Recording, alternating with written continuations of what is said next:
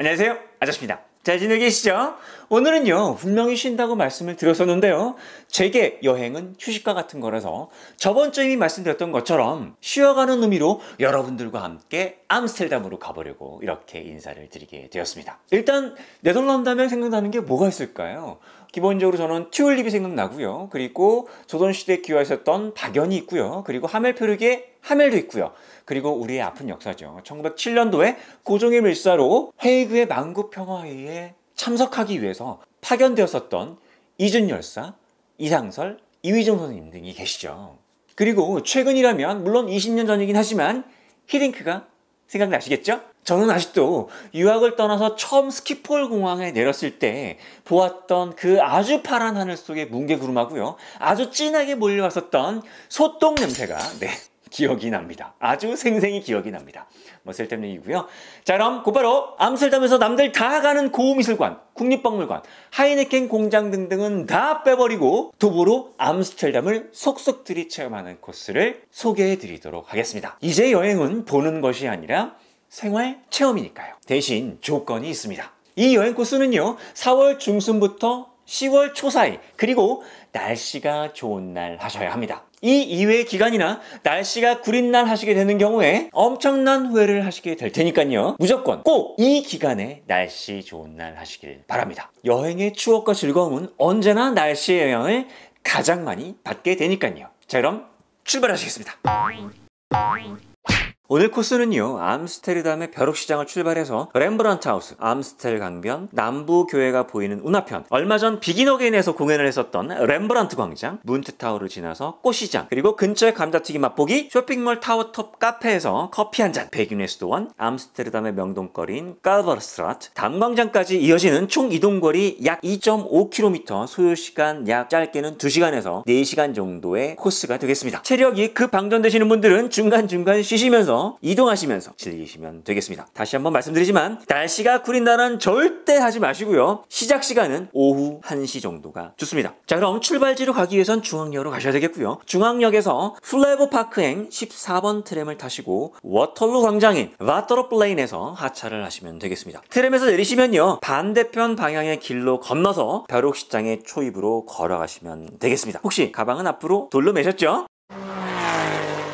자, 이제 벼룩시장입니다. 자, 1815년도 워털루 전쟁을 기리기 위해서 1882년도 워털루 광장으로 명명이 되었는데요. 이곳은요, 1893년도 주변 유대인들의 상권지구를 보호하기 위해서 지금의 워털루 광장에 상권을 옮겨주게 되면서 지금 시장의 모습이 시작되었다고 합니다. 그러니까 100년도 넘은 역사를 가지고 있는 곳이죠. 아쉽긴 하지만요, 이곳은 예전과 비교해서는 규모가 상당히 줄어들기는 했습니다. 뭐 기념품도 많이 팔지만요, 이런 건 패스. 왜요? 말 그대로 벼룩시장이니까요. 워낙에 물건 안 버리기로 유명한 짠돌이 네덜란드 사람들이잖아요. 가끔씩 이런 데 보면요, 뭐 이런 것도 팔릴까 하는 물건도 많고요. 구제 옷, 오래된 장식품, 뭐 책, LP, 그림, 접시, 뭐 추억의 카세트 테이프, 자전거 등등등 이 없는 것 빼고 다 있습니다. 뭐 사실은 뭘 산다는 것보다는요, 그냥 얘네들의 생활 문화를 엿본다고 생각하시면 좋을 것 같습니다. 자, 시장은 3개의 골목으로 되어 있으니까요, 왕복하는 방법으로 보시고 꼭 소매치기를 조심하시면 좋을 것 같습니다. 이 벼룩시장이요, 이 암스텔 강변으로 지금 이어지고 있는데요, 이쪽은 이따가 지나갈 곳이니까요, 반대편 쪽, 지금 이쪽으로 이동을 합니다. 층계를 올라서 오른쪽으로 돌아가시면 빛의 마술사로 알려진 17세기의 화가인 렘브란트의 집이 있습니다. 1639년부터 1656년까지 약 17년간을 살았던 집인데요, 바로 이 집에 살았을 때인 1642년도 렘브란트의 그 유명한 야경꾼이 탄생이 된 곳이고요. 뭐 다른 것보다는요, 17세기의 암스테르담의 전형적인 지배 구조와 생활상, 렘브란트의 작업실과 동판화 시창자다운 수많은 렘브란트의 애칭을 엿볼 수 있습니다. 엄청나게 많습니다. 정말 볼만하다고 판단이 되고요. 뭐 그리고 좀 엉뚱하지만 지금 사진에 보이는 것처럼 침대가 있었는데요, 특이하게도 침대 길이가 짧아서 똑바로 누울 수 없었다고 합니다. 왜 그랬을까요? 이유는요, 17세기에는 똑바로 누워 자면 피가 머리로 몰리거나 영혼이 빠져나가서 죽는다는 속설 때문에 이 가족이 한 침대에 모여서 벽에 기대어 자는 습관 때문에 생겨난 풍습 가운데 하나라고 합니다. 참 별 희한하죠? 일단 넘어가겠습니다. 자, 이제 아까 왔던 길을 되돌아서 층계를 내려가 내려가셔서 그대로 쭉 직진을 하도록 하겠습니다. 그곳에도요, 암스텔 강변을 따라서 시장들이 쭉 늘어서 있으니까요, 그냥 구경하면서 천천히 걸어가시면 되겠습니다. 자, 그런데 얼마 지나지 않아서 시장이 끝이 납니다. 그리고 오른편에 다리가 하나 보일 텐데요. 그 다리 시작 초입 부분에 웬 동상이 하나 서 있습니다. 누굴까요? 아, 궁금하시죠? 바로 내일 지구의 종말이 올지라도 나는 한 그루의 사과나무를 심겠다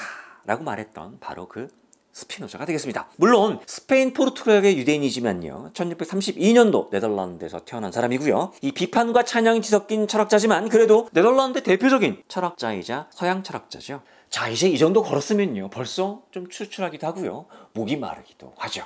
자, 그럴 땐 동상에서 바로 건너편 뒤쪽에 보이는 이곳으로 가시도록 하겠습니다. 바로 암스텔 훅 카페 레스토랑인데요. 자, 일단 여기서 화장실도 좀 해결하시고요, 아픈 다리도 좀 주무르시고 약간의 휴식을 좀 취하시도록 하겠습니다. 그리고 가장 중요한 거, 화장실이 아직까진 무료입니다. 그런데 카페에서 뭐 하냐고요? 햇살이 아주 따스한 날이라면요, 시원한 맥주 한잔 하시고요, 햇살은 좋은데 조금 춥다 싶으면 커피 혹은 핫초코를 드십시오. 하지만 그냥은 서운하니까요, 햄앤치즈 토스트를 주문하시거나 햄버거를 주문하셔서 간단한 요기를 하시면 좋을 것 같습니다. 다 드신 뒤에는요, 저기 멀리 보이는 사진을 지금 보이고 계시죠? 유대인 위령탑 뒤쪽에 쓰셔서 암스텔과 강편 주택들을 배경으로 추억사진 하나 남겨두시면 좋을 것 같습니다. 자, 이제 카페를 나와서요, 스피노자 동상을 뒤로 하고 다리를 건너갑니다. 지금부터는 자전거를 조심하셔야 합니다. 인도를 제외한 주황색 도로는 무조건 자전거 우선입니다. 사람이 절대 아니에요. 그러니까요, 욕 안 드시려면 절대로 자전거 조심하셔야 합니다. 예, 다리 건너서요, 수제 초콜릿 가게를 지나서 또 다른 조그만 철제다리를 지나게 되는데요, 이때 다리 뒤편으로 보이는 1624년도에 지어진 암스텔담 최초의 개신교 교회를 배경으로 중앙에는 운하, 양쪽으로는 운하편 집들이 보이게 추억사진 하나 찍으시면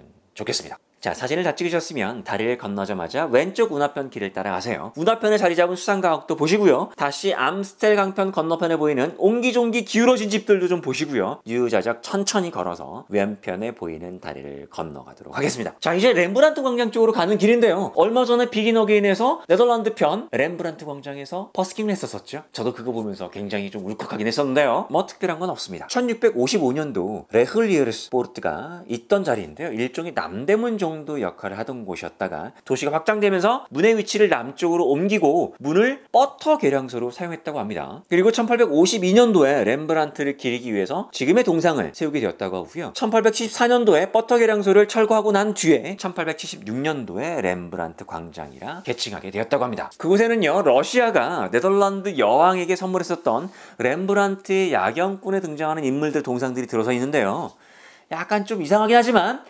간단하게 사진 한 장 찍어볼 수 있는 장소로 생각이 되고요, 햇살이 좋은 날이면 잔디밭에 잠깐 앉아서 휴식을 취하셔도 좋을 것 같습니다. 자, 이제 햇살도 좀 즐기셨으면 일어나셔서 문트타워 쪽으로 걸어가 보도록 하겠습니다. 이 가던 길 방향으로 지금 보시면요, 멀리 타워 하나가 보이는데요, 이 타워가 있던 자리는 원래 15세기에 레흘리르스포르트가 있던 자리입니다. 그런데 이게 17세기 초반인 1618년도에 화재로 이제 소실이 되었고요, 1620년도에 지금의 형태로 건축하게 되었다고 합니다. 하지만 1885년도에 다시 네오 르네상스 형식으로 재건축을 한 것이 되겠고요, 현재 이름은 문트도우른, 동전탑이라는 뜻인데요, 17세기 프랑스가 침략했을 당시에 이곳에 동전을 보관하게 되면서 동전탑이란 이름을 가지게 되었다고 합니다. 자, 시간만 맞다면요, 매 15분마다 울리는 청아한 칼을 이용해 종소리를 들어볼 수가 있겠습니다. 하지만요, 그 앞까지 가실 필요는 없습니다. 개방된 곳은 아니니까요. 자, 이렇게 신호등을 건너가시면 2시 방향으로 문트타워, 그리고 10시 방향으로 꽃시장 초입이 보입니다. 네, 튤립의 나라, 꽃의 나라, 네덜란드 오셨으니까요, 당연히 꽃시장 정도는 보고 가셔야겠죠. 이 꽃시장은요, 원래 당광장 근처의 운하편에서 1862년 시작이 되었는데요, 1883년도에 지금의 자리로 시장이 옮겨지게 되면서 약 135년이 넘는 역사를 가지게 되었다고 합니다. 그 당시에는요, 꽃을 실은 배들이 운하를 타고 들어와서요, 꽃과 식물을 판매하던 곳이었다고 하는데요,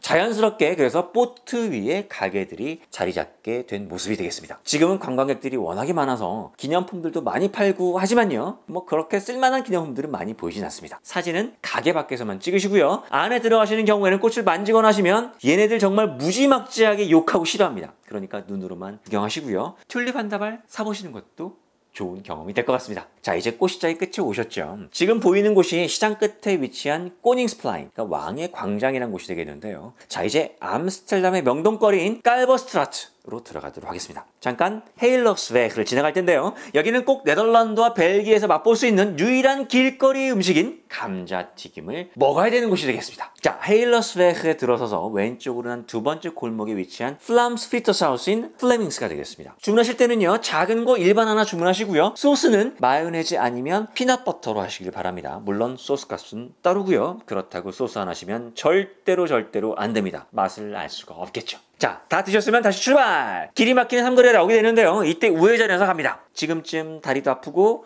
또 화장실도 가보고 싶을 때죠. 잠시 쉬어가도록 하겠습니다. 자, 이렇게 우회전해서 쭉 내려가다 보면요, 오른편에 깔버스 파사셔라는 쇼핑몰이 나옵니다. 그 쇼핑몰로 들어가셔서 사진에 보이는 엘베를 타시고 꼭대기층에 내리시면 블루 암스테르담 카페가 나오게 됩니다. 규모는 상당히 작지만요, 조금 높은 곳에서 암스테르담을 조망할 수 있습니다. 커피나 티 한 잔 혹은 작은 맥주 한 잔 하시고 화장실도 꼭 다녀오시길 바랍니다. 자, 이제 시간 보내셨으면 다시 내려오셔서 깔버스트라트를 지나가도록 하겠습니다. 자, 이것부터 단광장까지는 약 750m고요. 갈 곳 없는 암스테르담 사람들이 분주히 시간을 보내는 곳 가운데 하나이기도 하는데요. H&M, 자라, 그리고 우리나라엔 알려지지 않은 네덜란드의 의류 브랜드인 위, 그리고 신발 브랜드인 맨필드 등은 정말 가볼만 합니다. 소매치기 단단히 조심하시고요. 아, 잠시만요. 지나가시면서 백인회 수도원 한번 들러보도록 하겠습니다. 자, 이미 내용이 너무 길어서 백인회에 대한 설명은 빼고요. 입구에 문을 열고 들어가시면 과거 수도원의 모습이 그대로 보존되어 있고요. 그 안에 영국 개혁교회, 이 영국 개혁교회는요, 영국의 청교도인들이 미국으로 가기 전에 머무르면서 활동했던 곳이기도 하고요. 그 청교도인들은 바로 이 암스테르담 항을 통해서 미국으로 건너갔었죠. 자, 그리고 그 이외에는 예배당이 있고요. 그리고 14세기에 지어진 암스테르담에서 가장 오래된 목재 하우스 등을 볼 수가 있겠습니다. 보시고 나시면 다시 들어왔던 문으로 나오시면 되겠습니다. 다시 깔버스트라트로 나오셨고요. 이제 단광장 쪽으로 쭉 가시면서 사람 구경도 하시고 옷이나 신발도 구경하시고 이제 단광장으로 들어가겠습니다. 자, 여기서 담은요, 바로 댐을 의미하는 곳이라고 하는데요.